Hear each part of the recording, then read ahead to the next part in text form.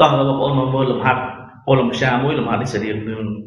ប្រឡងនៅអូឡុំពិសាចាំខ្ញុំសូមចែករំលែកហើយមើលទីមានលំហាត់នោះគឺ x គីបបូកជាមួយ1លើ x គីបស្មើជាមួយនឹង3គេឲ្យស្វែងរក x ស្វែងគុណ6144បូកជាមួយនឹង1លើ x ស្វែងគុណ6144អូខេដោយប្រើប្រាស់សមត្ថភាពនេះចឹងគេមាន x គីបបូកជាមួយនឹង1លើ x គីបស្មើជាមួយនឹង3អូខេពេលនេះខ្ញុំសូមលើកអង្គ7ជាការ៉េលើកអង្គ7ជាការ៉េចាំពេលនេះសាកម៉ូនឹងពេលទៅជា x ស្វែងគុណ3 ôការ៉េបូកជាមួយនឹង2ដង x គីបគុណជាមួយនឹង1ទៅលើ x គីបរួចបូក1ទៅលើ x គីបស្វែងគុណ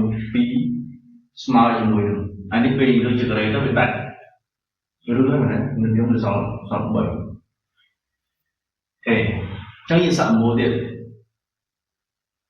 នេះវាទៅជា 3x ស្វែងគុណ3គុណជាមួយនឹង2ខ្ញុំសេចអញ្ចឹងទៅបូកជាមួយនឹង2បូកជាមួយនឹង2មែនទេបូកជាមួយនឹង2អញ្ចឹង2ទីអង្គខាងនោះទៅជា1នៅលើ x ស្វែងគុណ3គុណនឹង2ស្មើជាមួយនឹងទី2ខាងនេះនេះមានទៅសម្រួលចោលទី2ទៅសល់1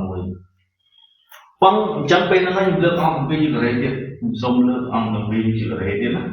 លើកអង្គ7ជាការ៉េទៀតអញ្ចឹងយើងសាកមកអានេះវាទៅជា x ស្វែងគុណ3គុណ2លើកជាការ៉េបូក2ដង x ស្វែងគុណ3គុណ2គុណជាមួយនឹង1ទៅលើ x ស្វែងគុណ3គុណ2បូក1ទៅលើ x ស្វែងគុណ3គុណ2 ô ការ៉េរួចស្មើនឹងនេះ1ស្មើនឹង1ការ៉េស្មើនឹង1ចឹងពេលនេះសាកមួយទៀតនេះបន្តជា x ស្វែងគុណ3គុណនឹងនេះយើងគុណមកស្វែងគុណរូបមន្តរបស់វាគឺ x ស្វែងគុណ m នេះ n អញ្ចឹងស្មើជាមួយនឹង x ស្វែងគុណ m គុណ n អញ្ចឹងនេះស្មើជាមួយនឹង3គុណជាមួយនឹង2គុណមួយ2ទៅទៅជា2ការ៉េអញ្ចឹងបូកអានេះយើងស៊ីសងមកទៅទូទាត់វាស៊ីសងជាមួយនឹង x ស៊ីសងសល់2អញ្ចឹងតើនេះទៅជា x វាទៅជា2ទីខាងនោះទៅជា2 1ដក2សងដក1អញ្ចឹងវាថា x ស្វែងគុណ m 1ទៅលើ x ស្វែងគុណ3គុណ2ការ៉េស្មើនឹងដក1បន្តលើកអង្គ2ជាការ៉េទៀតលើកមកទៅជា x ស្វែងគុណ3គុណ2ការ៉េលើកអង្គ2ជាការ៉េទៀតបូកនឹង2ដង x ស្វែងគុណ3គុណ2ការ៉េគុណនឹង1ទៅលើ x ស្វែងគុណ3គុណនឹង2ការ៉េបូកនឹង1ទៅលើ x ស្វែងគុណ3គុណនឹង2ការ៉េ ô ការ៉េស្មើជាមួយនឹងដក1លើការ៉េមានតែស្មើជាមួយនឹង1អូខេអញ្ចឹងយើងសាកមួយនោះអានេះទៅជា x ស្វែងគុណ3គុណជាមួយនឹង2គីបបូកជាមួយនឹងអានេះស៊ីសងវារួចសល់2ទាញទៅដក1អញ្ចឹងទៅជា1ទៅលើ x ស្វែងគុណ3គុណនឹង2ស្វែងគុណ3ស្មើជាមួយនឹង1បន្តមកត្រូវមើលនេះពេលដែលលើកជាការ៉េ x ស្វែងគុណអានេះមិនដឹងថាពេលលើកជាការ៉េស្មើជាមួយដក1លើកជាការ៉េម្ដងទៀតស្មើជាមួយនឹងដក1ទៀតណាអញ្ចឹងពេលដែលយើងលើកវាចំនួន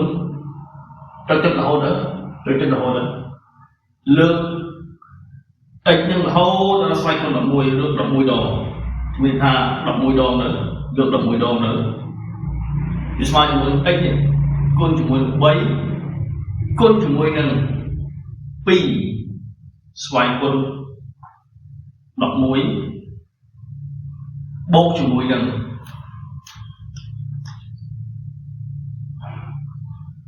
ួយនឹង1នៅលើ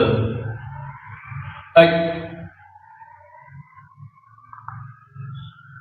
ស្វ័យគុណ3គុណជាមួយនឹង2ស្វ័យគុណនឹង1អាហ្នឹងក៏ស្មើនឹង1ដែរស្មើនឹងដក1ដែរ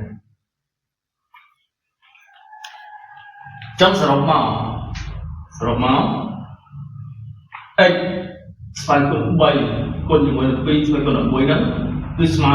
2ស្វ័យគុណនឹង1គឺស្មើជាមួយនឹង2048បូក1នៅលើ x ដូចគ្នានេះ3គុណជាមួយនឹង2048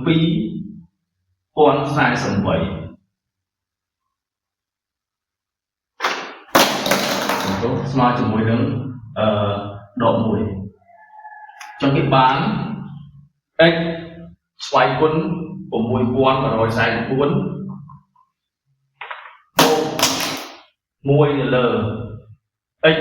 ស្វ័យគុណ6144ហ្នឹងស្មើជាមួយនឹងដក1